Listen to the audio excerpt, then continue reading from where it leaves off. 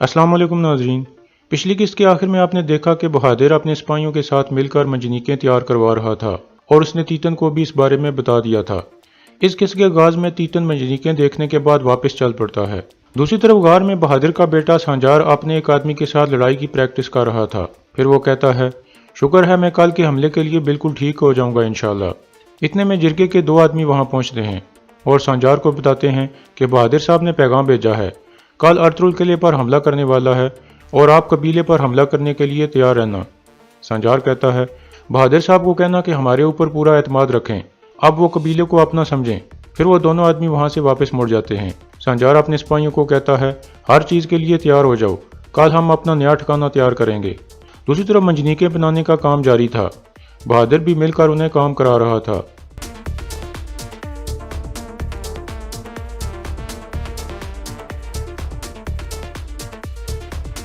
फिर बहादुर शामसा को कहता है, आज शाम तक हम काम मुकम्मल कर लेंगे, तुम अर्तुल साहब को पैगाम भेजो कि वो कल आकर हमारा काम चेक कर लें। शामसा वहां से एक तरफ चला जाता है। बहादुर दिल में कहता है, तुम आओ जरा अर्तुल। इसके बाद रात का वक्त हो जाता है। बहादुर की बीवी राजा असलहान के पास जाकर कहती है, हम असल दुश्मन को भूल गए थे और आपस में लड़ रहे थे, लेकिन अभी हमें असल दुश्मन का पता चल गया है और हमारे शोहर भी उस दुश्मन के खिलाफ आपस में मुतहद हो गए हैं, इसलिए अब हम औरतों को भी आपस में मुतहद हो जाना चाहिए। असलहान कहती है, आप सही कह रही हैं राजा खातून, हमें भी आपस में दुश्मनी नहीं रखनी चाहिए। आप बैठे इकट्ठे खाना खाते हैं। फिर राजा बैठ जाती है और वो खाना खाने लगती हैं। दूसरी तरफ काई कबीले में भी शाम का खाना जारी था। बामसी अर्तुल को बताता है कि हमारी तवक्को के मुताबिक आरिस हथियार डालने को तैयार नहीं है। अम्मा खातून कहती हैं, तो फिर वो अपने अंजाम को पहुंच जाएगा। फिर अर्तुल पूछता है, तुमने किले के अंदर क्या सूरत हाल देखी बामसी? बामसी कहता है, वो अभी जंग के लिए तैयार नहीं है सरदार, उनकी मगरबी दीवार बहुत कमज़ोर है। अर्तुल कहता है, अगर हमें दीवार से अंदर जाने का रास्ता मिल गया तो ये और भी बेहतर होगा, हम वहीं से अंदर दाखिल होकर हमला कर देंगे। फिर बामसी उठकर चला जाता है। इतने में एक सिपाही अंदर दाखिल होता है जिसे शामसा ने भेजा था। वो अर्तुल को बताता है कि बहादुर साहब सुबह तक मंजनीकों का काम मुकम्मल कर देंगे। वो चाहते हैं कि कल आप जाकर उनका काम देख लें। अर्तुल कहता है, शुक्रिया। हकीम अर्तुल कहता है, माशाअल्लाह, बहादुर साहब इतने ही माहिर निकले हैं जितना उनके बारे में सुना था। हलीमा कहती है, मुझे उम्मीद है कि इस जंग से वो अपनी गलतियां सुधार लेगा। अर्तुल कहता है, हम हर किसी को मौका देते हैं कि वो अपनी गलतियां सुधार ले, उसने देख लिया है कि गलत रास्ते पर जाने का क्या अंजाम हो सकता है। दूसरी तरफ तीतन वापस किले में पहुंच गया था। अर्शद भी तीतन को आते हुए देख लेता है। कोस्तास पूछता है, क्या अच्छी खबर लाए हो तीतन? तीतन कहता है, हाँ, जब तक तुर्क एक दूसरे को कुचलने के लिए तैयार रहेंगे हमारे लिए अच्छी खबर रहेगी। फिर वो दोनों आरिस की तरफ चल पड़ते हैं। काय कबीले में हलीमा सुल्तान अर्तुल को गुंदुज का बनाया हुआ तीर दिखाती है, जिसे देखकर अर्तुल बहुत खुश हो जाता है और गुंदुज की तारीफें करता है। दूसरी तरफ अर्श से छुपकर आरिस के कमरे के करीब पहुंचकर बातें सुनने लगता है। आरिस कह रहा था, यह झटका तो जंग शुरू होने से पहले ही अर्तुल का काम तमाम कर देगा तीतन, मुझे उम्मीद है कि यह काम तुम बगैर किसी मसले के कर लोगे। तीतन कहता है, तमाम मंजनीकें जलकर खाक हो जाएंगी इससे पहले कि वो कल हमारे ऊपर पत्थरों की बारिश कर सकें। आरिस पूछता है, और बहादुर अपना काम कब करेगा?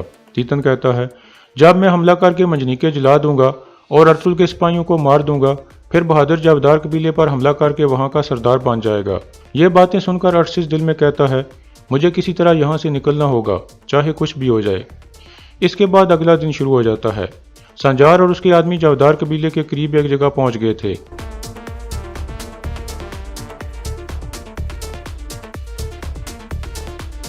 इतने में बहादुर के साथी आदमी वहां पहुंचकर उसे बताते हैं कि तुर्क सिपाहियों को लेकर किले का मुहासरा करने के लिए रवाना हो गया है। अब असलहान खातून के पास सिर्फ चंद सिपाही बचे हैं, उनको काबू करना कोई मुश्किल नहीं होगा। सांजार कहता है, बहुत अच्छे, एक बार मेरे बाबा उनके सरदार बन जाएं, फिर मैं उन्हें सिखाऊंगा कि उन्हें किसके लिए लड़ना चाहिए। एक आदमी कहता है, हम आपके आने से पहले उन मुहावजों को देख लेंगे, लेकिन असलहान खातून अंदर जिरगे के आदमियों के साथ है और वो अकेली नहीं है। सांजार कहता है, जो भी मज़ाहमत करे उसे कत्ल कर देना। असलहान और बाकी जिरगे के आदमियों से मैं निपट लूंगा, उनका खून बहाना हमारा हक है। दूसरी तरफ कारा जैसर किले में आरिस के सिपाही खुफिया रास्ते से रवाना हो रहे थे। अर्शिस भी उनकी जासूसी कर रहा था।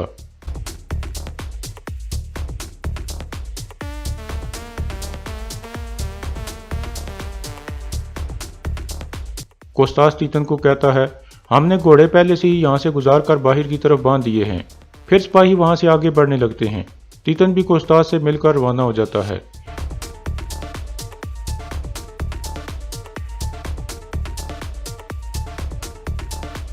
सबके जाने के बाद सिपाही उस गेट को ताला लगा देता है और कोस्तास वापस अंदर की तरफ चला जाता है। अरसेज एक तरफ छुप कर बैठा हुआ था। फिर वो खड़ा होकर आहिस्ता से कहता है, या अल्लाह मेरी मदद फरमा, मुझे अरतुल साहब को खबर देनी होगी।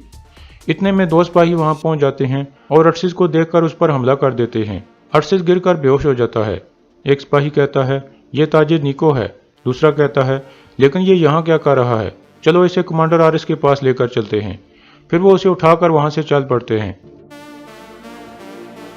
दूसरी तरफ अर्तुगरुल भी अपने सिपाहियों के साथ कबीले से रवाना हो गया था।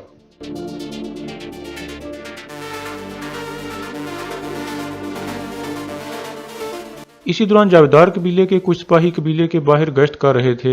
इतने में एक तरफ से संजार और उसके आदमी निकलकर सामने आ जाते हैं।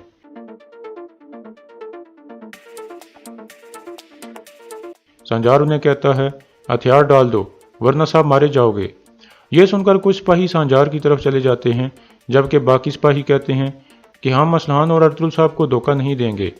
इसके बाद लड़ाई शुरू हो जाती है।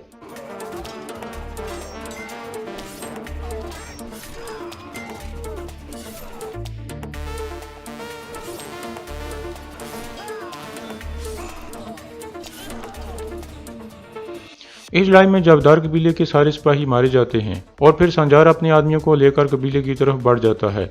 जावेदार कबीले में असलहान जिरके के दो आदमियों के साथ बैठकर बातचीत कर रही थी। असलहान कहती है, हमें पूरी एहतियाती तदाबीर कर लेनी चाहिए और हमारी औरतों को भी अपने हथियार तैयार रखने चाहिए।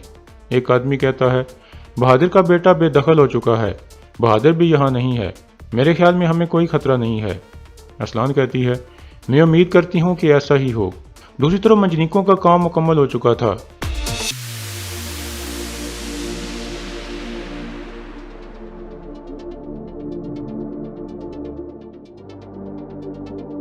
इसी दौरान तीतन अपने सिपाहियों को लेकर वहां पहुंच चुका था और छुपकर उन्हें देखने लगता है। सामसा और बाकी सिपाही बहुत खुश थे कि मंजनीकें तैयार हो गई हैं। फिर सामसा कहता है, चलो सिपाहियों, जब तक अर्तुगरुल साहब आते हैं हम एक मंजनीक से पत्थर फेंक कर देखते हैं।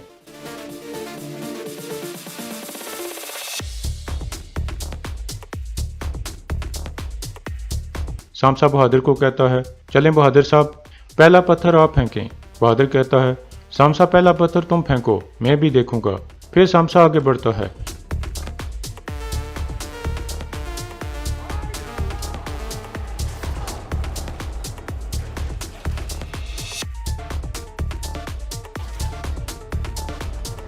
इस तरह वो कामयाबी से पत्थर फेंक देते हैं।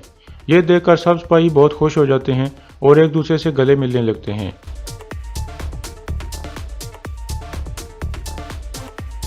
सामसा कहता है, इंशाल्लाह हम इन मंजनीकों से किले की दीवारों में सुराख कर देंगे।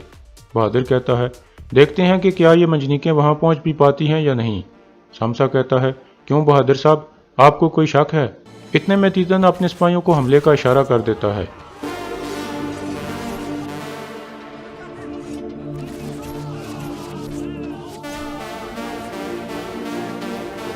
इसी दौरान बहादुर और उसके सिपाही वहां से एक तरफ निकल जाते हैं।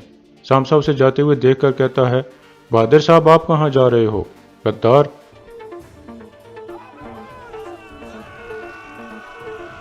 फिर सामसा अपने सिपाहियों को कहता है, अर्तुगरुल साहब के आने तक मंजनीकों की हिफाजत करो। इसी दौरान तीतन के सिपाही तेजी से उनकी तरफ बढ़ रहे थे। दूसरी तरफ अर्तुगरुल भी मंजनीकें देखने के लिए रवाना था।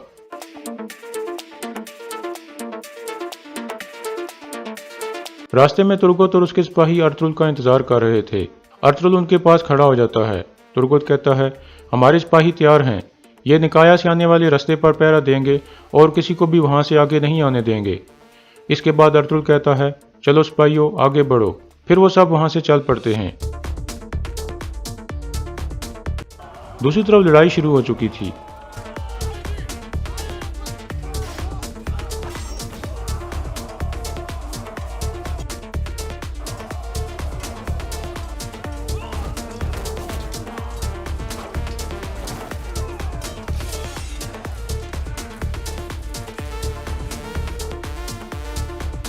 दूसरी तरफ संजार अपने आदमियों के साथ जावेदार कबीले के बहुत करीब पहुंचकर अंदर का जायजा ले रहा था।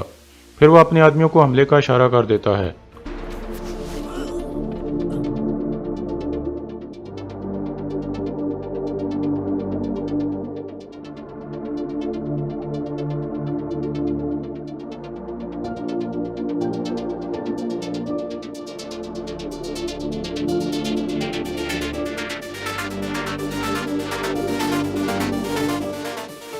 इस तरह संजार के आदमी असलान के सारे महफूजों को काबू कर लेते हैं और कुछ को मार देते हैं। कराजा भी अपने खेमे से निकलकर संजार को देखकर मुस्कुराती है और फिर अपनी तलवार निकाल लेती है। संजार मरकजी खेमे के सामने खड़ा हो जाता है और यहाँ इस किस्त का अख्ताम हो जाता है।